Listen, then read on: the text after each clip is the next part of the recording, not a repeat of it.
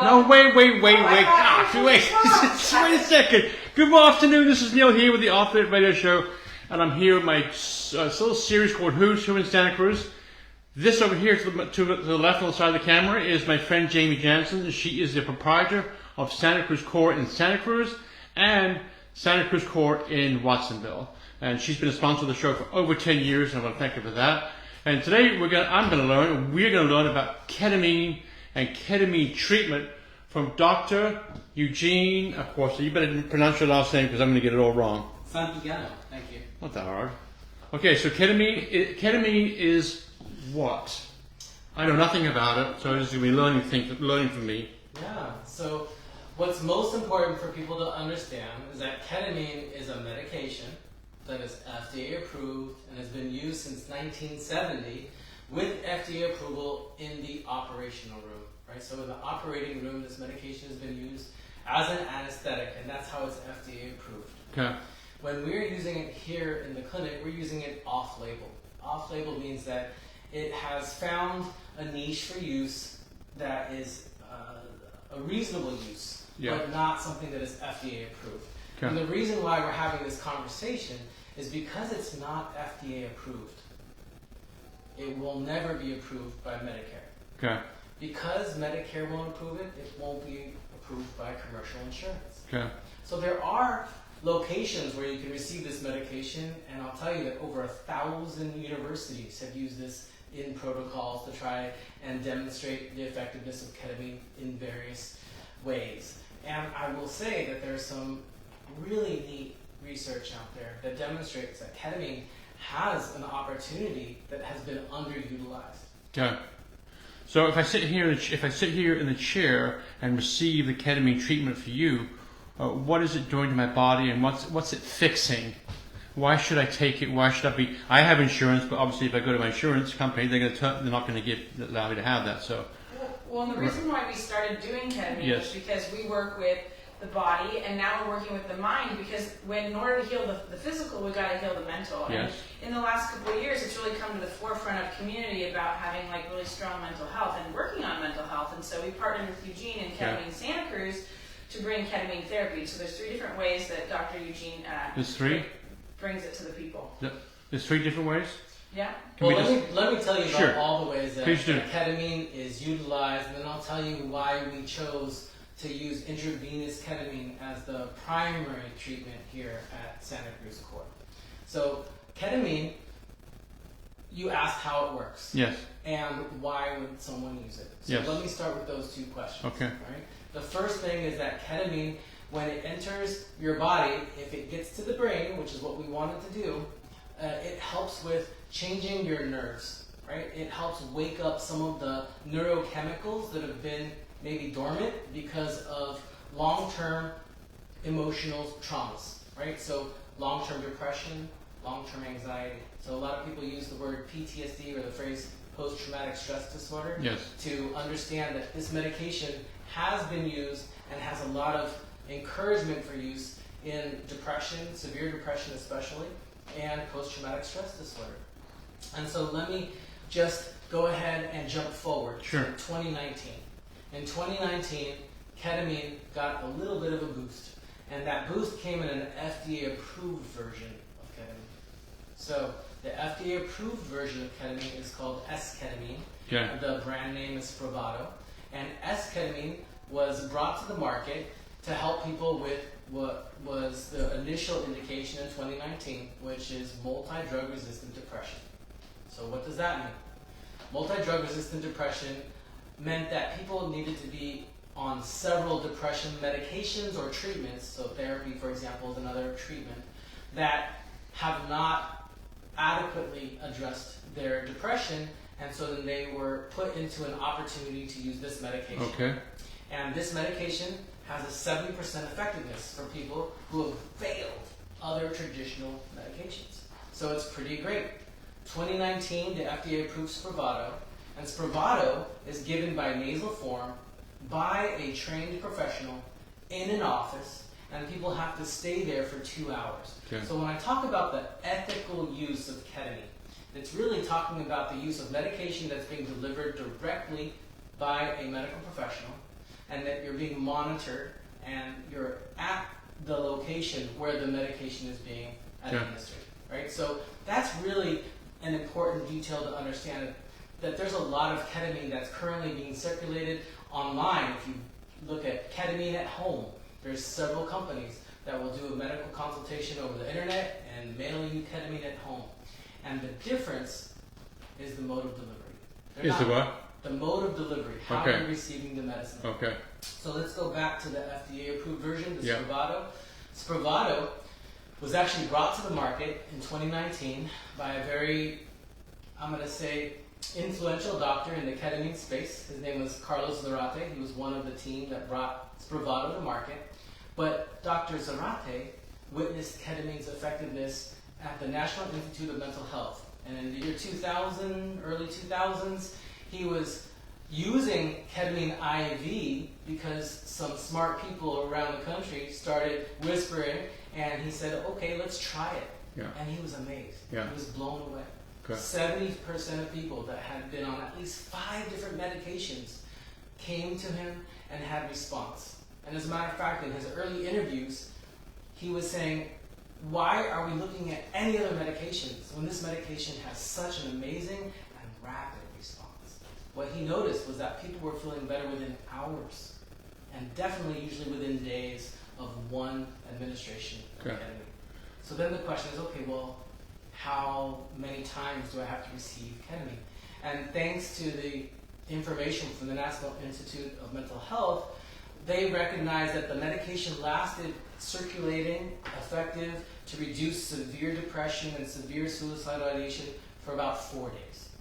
And so that's where the protocols come from. And the American Psychiatric Association has approved a 6-treatment protocol for people with severe depression and suicidal ideation to receive an IV dose of medication. Every 4 days? So the medication is administered 6 times Yeah. inside of 3 weeks. Okay. And so that can look like every 4 days. Yeah. That can look like 3 times twice a week. That can look like 6 days a week. Yeah. The truth about why it may not be offered 6 days in a row is because people that are receiving this outpatient need to go to a place that wants to be able to deliver that kind of frequency. And so many people get it a couple or 3 times a week for a couple or 3 weeks, but 6 treatments inside of 2 weeks, or 3 weeks, that is the current recommendation. If I'm walking here as a patient, can you tell me what are the positives and the negatives of having a ketamine? Maybe it's not for, is it for everybody or is it not for everybody? Yeah, so the really important part of recognizing that this medication should not be used by everyone, there are people that really benefit. And the people that benefit are the people that are stuck in their repetitive thinking and can't get out of their depression, can't get out of their anxiety. And so I talked about the indication of severe depression and suicidality. I will tell you that without a doubt, I have not seen any medication be more effective for suicidal patients. Okay. Now, what if you're suicidal and you're psychotic? Unfortunately, people with psychotic disorders like schizophrenia are not good candidates for ketamine. Also, people that have bipolar mania or people that have history of like bleeding disorders or Right. uncontrolled hypertension. And the reason is because the effects of ketamine. The effects of ketamine include potential perception distortions, right? And so I don't want to use the word side effects because when we're talking about this medication working at an effective dose, it's really the effects of ketamine. Yeah. And what they've recognized is that if you don't have the effects of ketamine that might bring some distortion to your senses, then you didn't get enough medicine Yeah. to make the Right. change. And what this medicine does is it upregulates some of the hormones that have been missing in your brain, and the main hormone that we're talking about, oh my goodness, it's not SSRI, shoot. I'm having You're having a moment. That's okay. I have lots of senior moments.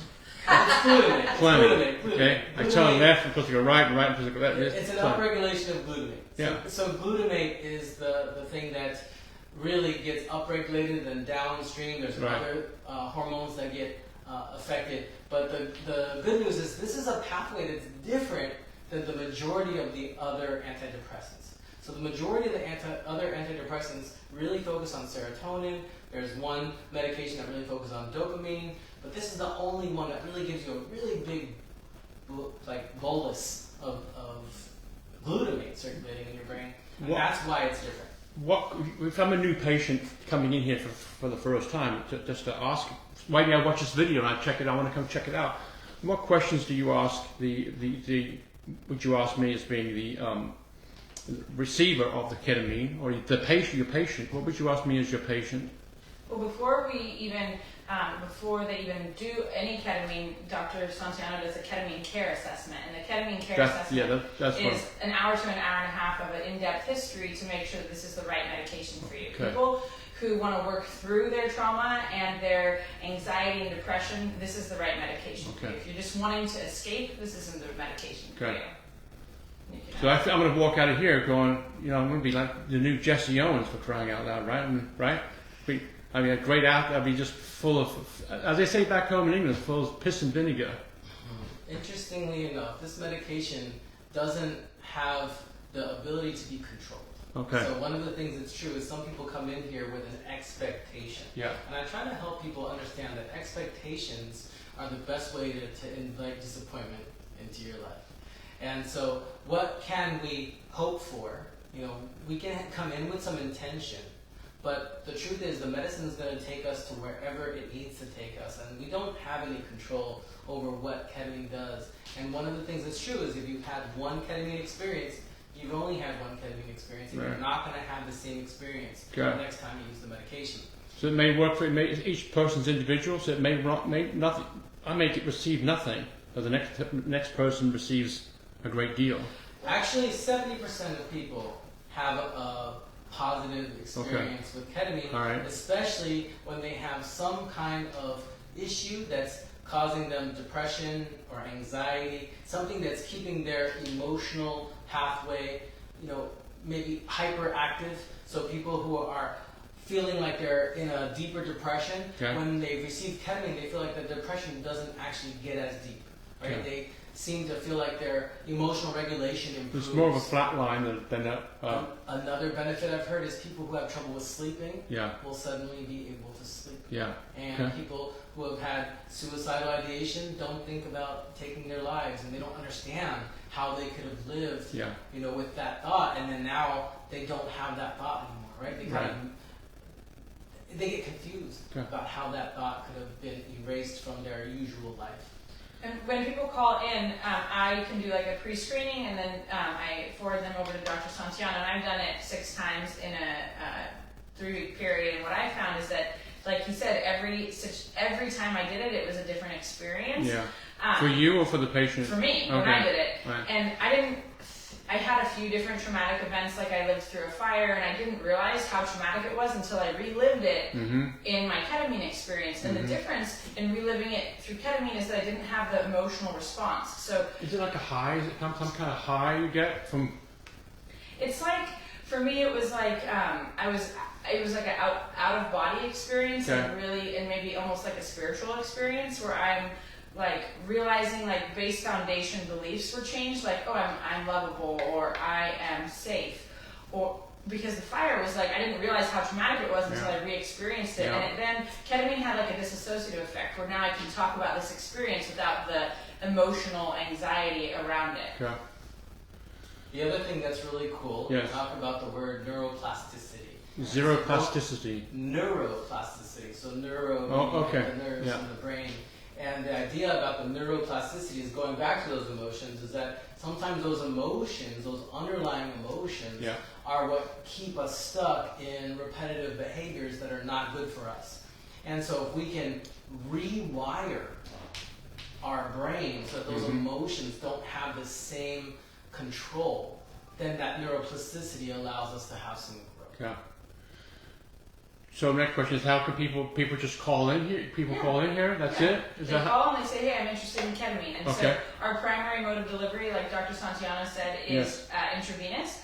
We also can provide intramuscular and then the lozenge type under guidance with a therapist or Dr. Santillano. Okay. What we find is that the IV type, and you can speak to this of why we picked that as the primary delivery source. And do you have information on your website now about the ketamine? Yes. So you can go to SantaCruzCore.com. Yep. See, I know your website. I can see. Yeah. Right. Oh, the phone number here is 425-9500. That's right.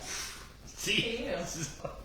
831-425-9500 or SantaCruzCore.com. Yeah, and then why do we do the IV versus the other ways? Yeah, I think the most important thing to understand is the concentration that goes to the brain, right? And so when we talk about concentration, really when we're talking about the different sources of medication, Yes. we're talking about bioavailability. Right. Bioavailability means how much can actually go into the circulation to reach the target organ, right? And so the bioavailability of IV is the highest. Right. We're putting it directly into the circulation. So the bioavailability in the IV is 100%, which means that your concentrations are the highest. The next step down would be an intramuscular injection. Yeah. I recommend intramuscular injections, for example, in people who have traumatized their veins. For example, we know that there are people that have done long-term IV drug use, and they may not have good access to their veins, or they might have chronic kidney disease and have lost access to their veins. They're not great candidates for an IV here. Right. So in those cases, we can change the game plan and give them an intramuscular injection. Okay. The intramuscular injection has somewhere between a 75 and 95% bioavailability, depending on who you ask. But the truth is, it's about the patient, right? Because each patient is made up differently. Some of them have more fat, some of them have more circulation. You know, muscular runners, bikers, their circulation's going to be more effective, and they're probably going to require more medication than someone's not as fit. Yeah. So it's not about size, and that's one of the problems with the American Psychiatric Association, is that they use a weight-based calculation, 0.5 milligrams per kilogram. And because I've done several trainings, I recognize that sometimes we need to go much higher than that to achieve an effective dose. Right. And that's one of the differences of some of the programs that you'll see out there.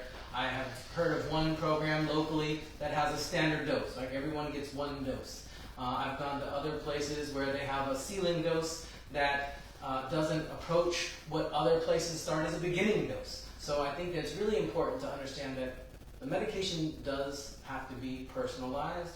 It may not be the first dose that gets us to the optimal dose, but over time we'll get to the optimal dose if that's what we're looking for. And is there any side effects or dangers that people need to know about? The most important thing to know is that if your blood pressure is not controlled, Yes. we need to get that under better control. We do have some medications to help people to get their blood pressure under control, but very limited. Okay. And if your blood pressure is not well controlled, you're not a great candidate today. All right. But we can work on you getting your blood pressure controlled. We can get you back and then get you ready or optimized for the medication. Okay. The most common side effect that people experience that have received the medication is nausea and headaches. And I'll say that one of the reasons why I believe that they have nausea and headaches is because they're not adequately hydrated before getting here. The reason is we ask them to not eat or drink for several hours before